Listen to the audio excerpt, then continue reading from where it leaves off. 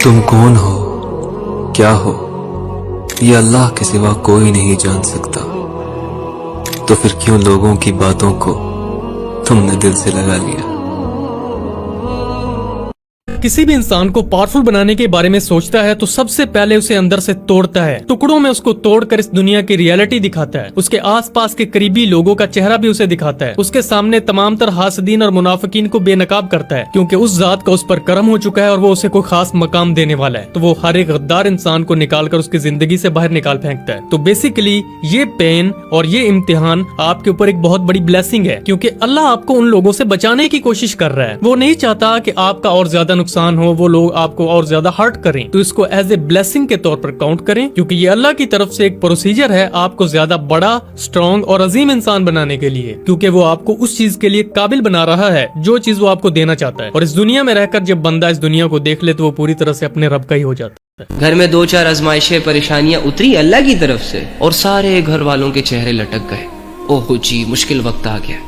क्या मुश्किल वक्त आया? क्या हो गया? ला युकल्लिफुल्लाहु नफ्सन इल्ला वुसअहा की तफसीर, डेफिनेशन समझा नहीं इस आयत को कि अल्लाह कह रहा है कि तुम पर कोई बोझ नहीं डालूंगा जो तुम उठा ना सको। मैंने कभी भी तुम्हें किसी ऐसी आजमाइश के हवाले नहीं करना कि जिस आजमाइश से तुम निकल ना सको। क्या हो गया? रिलैक्स। क्यों जोर दे रहे हो दिमाग पे? क्यों अपनी सोचों से अपने दिल की दुनिया को उजाड़ रहे हो?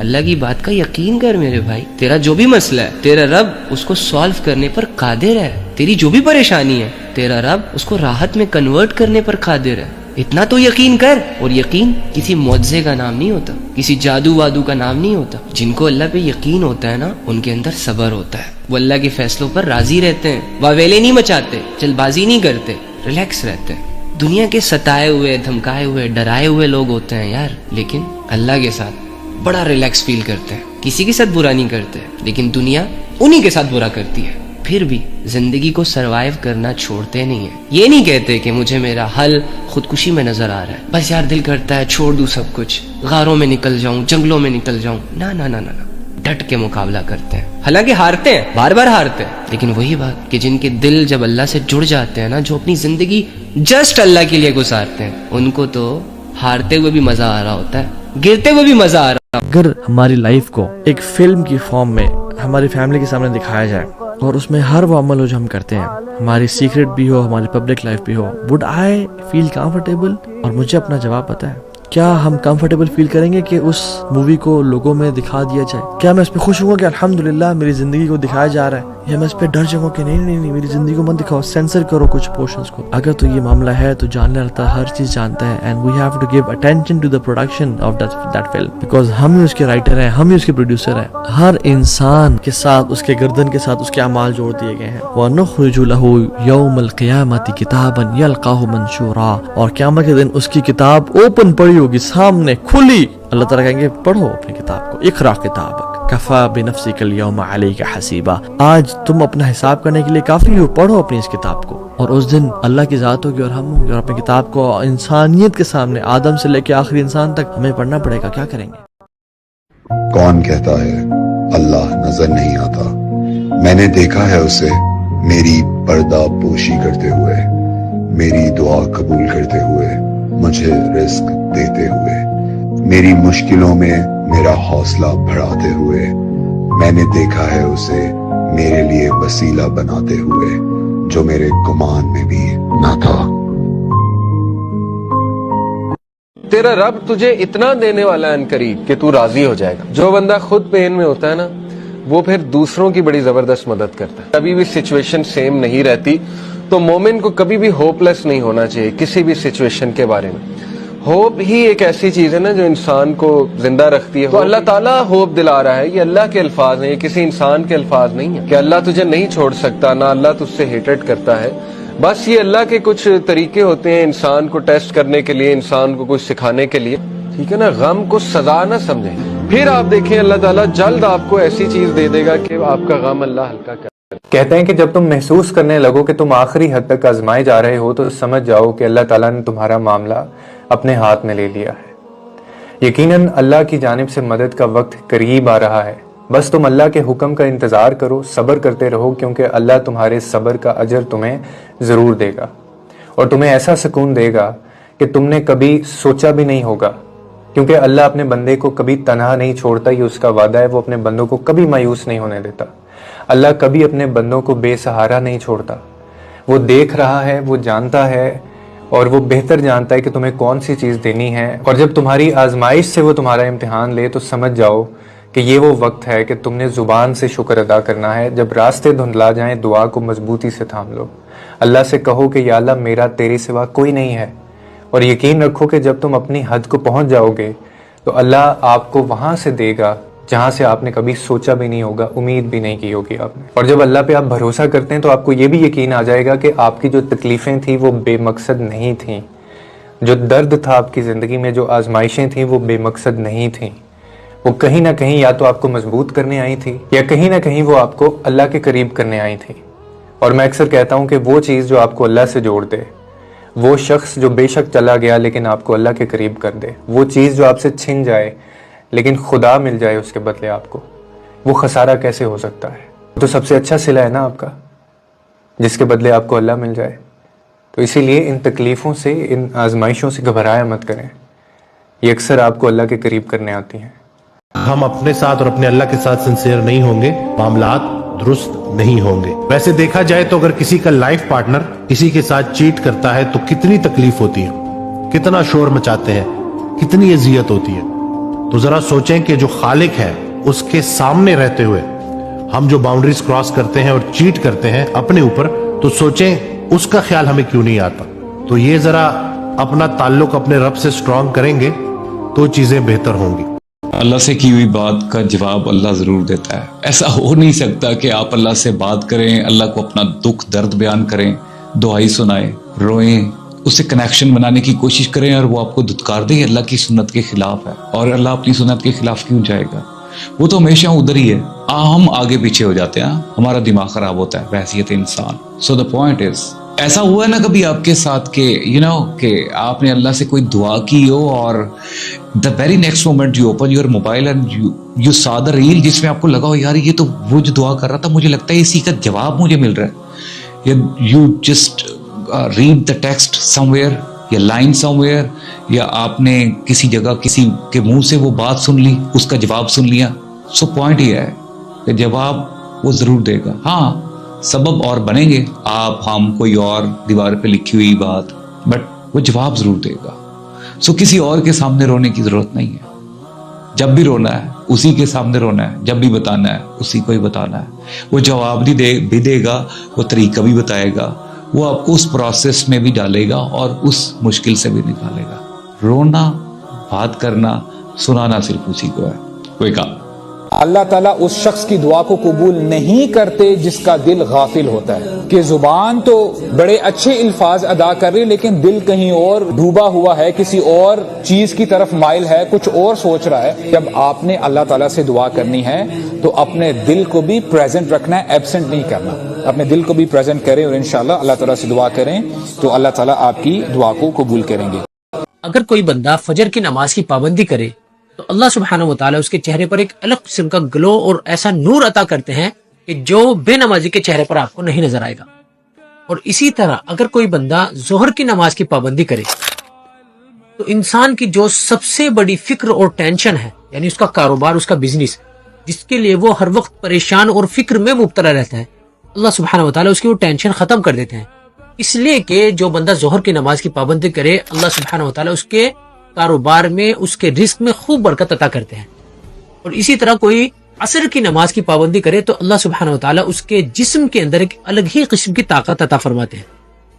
اور اسی طرح اگر کوئی مغرب کی نماز کی پابندی کرے تو اللہ سبحانہ و تعالیٰ اس کی اولاد کو نیک، صالح اور اس کا فرمانبردار بناتے ہیں، جو کہ ہر ماں باپ کی خواہش ہوتی ہے۔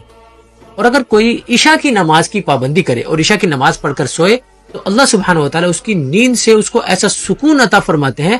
بڑی خوبصورت صحیح حدیث ہے، اللہ کے نبی صلی اللہ علیہ وسلم فرماتے ہیں اگر اللہ نے اپنے کسی بندے کا بہت بڑا سٹیٹس لکھا ہوا ہے اور اللہ نے مثال کے طور پہ کہ اللہ نے اس کو جنت الفردوس میں انبیاء کے ساتھ ان کا ہمسایہ رکھنا ہے، اور یہ اللہ تعالیٰ نے ڈیسائیڈ کر لیا سٹیٹس اس کا، لیکن وہ اپنے اعمال کے تھرو وہ سٹیٹس نہیں اچیو کر پا رہا، یعنی اسے سمجھ نہیں آ رہی کہ اللہ تعالیٰ اس سے کام لینا چاہ رہا ہے، اللہ اس کا سٹیٹس بلند کرنا چاہ رہا ہے، لیکن اس کے اعمال ایسے نہیں ہیں کہ وہ اسٹیٹس اچیو نہیں کر پا رہا، تو اللہ تعالیٰ یہی حدیث میں آتا ہے کہ اللہ تعالیٰ پھر اس کو کوئی آزمائش بھیجتا ہے، کوئی تکلیف آ جاتی ہے اللہ کی طرف سے، کوئی بیماری آ سکتی ہے یا کوئی اور چیز ہو سکتی ہے جو، لیکن وہ آزمائش ریسٹ ایشورڈ اس کی استطاعت کے مطابق ہو، بیکاز لا یکلف اللہ نفسا الا وسعہا، ایسے ہی نہیں بھیج دے گا اللہ کہ وہ اس کی استطاعت سے ہی باہر ہے، کوئی آ جائے گی اس آزمائش کو وہ برداشت جب کرے گا بندہ، اس کا سٹیٹس بڑھتا جائے گا، سٹیٹس بڑھتا جائے گا یہاں تک کہ وہ سٹیٹس کو اچیو کر لے گا۔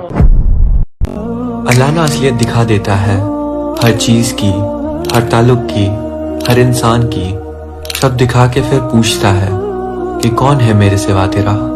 سو ریممبر دیٹ کہ کتنا بھی خوبصورت یا بدصورت وقت ہو، کوئی آپ کا ساتھ دے یا چھوڑ دے، بس اس رب کو ساتھ لے کے چلنا۔ دو چیزیں انسان کو اللہ سے سب سے زیادہ غافل کرتی ہیں، تین چیزیں، ایک نشہ شراب، دوسرا موسیقی گانے بجانے، تیسرا عورت زنا بدکاری۔ یہ تینوں چیزیں آپ کے ملک میں ہول سیل کے حساب سے دستیاب، اس لیے اللہ خود اپنی تعریفیں کرتا ہے کہ اللہ کو پتا ہے تم لوگ نہیں کرو گے اللہ کی تعریفیں، تم عورت کی تعریفیں کرو گے، تم شراب کی تعریفیں کرو گے، تم نشے کی تعریفیں کرو گے، تم گانے بجانے موسیقی کی تعریفیں کرو گے، اس لیے اللہ الحمد سے لے کے والناس تک خود اپنی تعریفیں کرتا ہے تاکہ تم ان تین چیزوں سے نکل کے کس کی طرف جاؤ؟ اللہ کی طرف جاؤ۔ اگنور کرنا سیکھیں۔ اگر آپ بھی کسی اور کے اوپینین، بیہیویئر اور ججمنٹ کی وجہ سے ڈسٹرب ہوتے ہیں تو یاد رکھیں کہ ہر جنگ لڑائی کے قابل نہیں ہوتی، اور دنیا کی سب سے بڑی طاقت رسپونڈ اور ریئیکٹ کرنے میں نہیں بلکہ سکون سے رہنے اور اگنور کرنے میں ہے، اور یہ کوئی کمزوری نہیں بلکہ طاقت ہے جو سب کے بس کی بات نہیں۔ اسی لیے تو اللہ قرآن میں اپنے نیک بندوں کی کوالٹیز بیان کر رہے ہیں۔ وَإِذَا خَاطَبَهُمُ الْجَاهِلُونَ، جب نیگیٹو لوگ ان سے مخاطب ہوتے ہیں، ڈسٹرب کرنے کی کوشش کرتے ہیں، یہ کہتے ہیں سلام، ہمیں پیس میں رہنے دو، ہم اسے پرائیورٹی دیتے ہیں، تم سے الجھنا نہیں چاہتے۔ اور یاد رکھیں، آپ جب کسی کے اوپینین اور ججمنٹ کو اگنور کر رہے ہیں، اس کا ہرگز یہ مطلب نہیں کہ آپ اندھے ہیں، بے وقوف ہیں، بے حس ہیں۔ اس کا مطلب یہ ہے کہ آپ اپنے اندر کے پیس کو، انر پیس کو پرائیورٹی دے رہے ہیں، ویلیو دے رہے ہیں کہ میں تمہاری وجہ سے اپنی زندگی اور اپنی مورالٹی اور اپنے ایموشنز کو ڈیمیج کرنا نہیں چاہتا۔ سلامہ، خوش رہنے دو۔ کہ تکبر اتنی بری عادت ہے کہ اس کائنات میں جو سب سے پہلا گناہ ہوا تھا وہ کیا تھا؟ شیطان نے کیا کیا تھا؟ حضرت آدم کو سجدہ نہیں کیا تھا نا؟ کیا آرگیومنٹ تھا اس کا؟ انا خیر من، اے اللہ میں اس سے بہتر ہوں، خلقتنی من نار وخلقتہ من طین، تو نے مجھے آگ سے بنایا، اس کو مٹی سے، مجھے آگ سے بنایا اور اس کو مٹی سے بنایا، میں اس سے بہتر ہوں۔ یہی تو تکبر ہے کہ آپ اپنے آپ کو دوسرے سے بہتر سمجھے۔ کیا بنا؟ وہ فرشتوں کا استاد تھا، ساری زمین پر عبادت کی ہوئی تھی اس نے، 40 پتہ نہیں کتنے ہزار سال تک اللہ کا نام لیا تھا، سب کچھ برباد ہو گیا بیکاز آف ون پراؤڈ۔ جو ایک بار تکبر کرے اس کا یہ حال ہوتا ہے، اور جو روز تکبر کر رہا ہوں، جو روز کہتا ہوں میں اس سے بہتر ہوں، یہ غریب ہے میں پیسے والا ہوں، یہ اس کا رنگ صاف نہیں ہے، میں خوبصورت ہوں۔ تکبر کی بہت ساری وجوہات ہیں، صرف مال نہیں ہے۔ خوبصورت تکبر کرتا ہے، مالدار تکبر کرتا ہے، طاقتور تکبر کرتا ہے، اقتدار والا تکبر کرتا ہے کہ میرے ہاتھ میں جناب میں چاہوں وہ ہو جائے گا۔ جس انسان کو اپنی غلطی کا احساس ہو جائے وہ اللہ کی رحمت میں داخل ہو جاتا ہے۔ واہ واہ، بس اگر اپنی غلطیاں آیا ہو رہی ہیں نا تو سمجھ جاؤ کہ رحمت آن پہنچی ہے۔ تو خوبی دیکھنی ہے تو دوسرے میں دیکھنی ہے، خامی دیکھنی ہے تو اپنے اندر دیکھنی ہے، اور اب خود کو بدلنا ہے انشاءاللہ۔ بے چینی تمہاری روح میں ہے کہ روح کو میوزک نہیں چاہیے، روح کو لڑکی نہیں چاہیے، روح کو شراب نہیں چاہیے، روح کو 5 اسٹار ہوٹل نہیں چاہیے۔